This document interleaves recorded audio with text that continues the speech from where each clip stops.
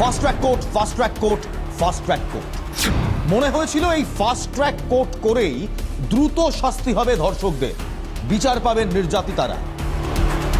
তবে বাস্তব বলছে পুরো উল্টো কথা। দ্রুত নিষ্পত্তি তো দূরের কথা, ফাস্ট ট্র্যাক কোর্টে এখন মামলার পাহাড়। লক্ষ লক্ষ নির্যাতিতা ভারতবর্ষে এই মুহূর্তে নিজেদের বিচারের অপেক্ষায়। খোদ বাংলাতেই বিচারের অপেক্ষায় 50,000 নির্যাতিতা। Justice delayed is justice denied. এই মুহূর্তে বাংলা উত্তপ্ত বিচারের দাবিতে। তবে সেই বিচার পেতে কত দেরি হবে,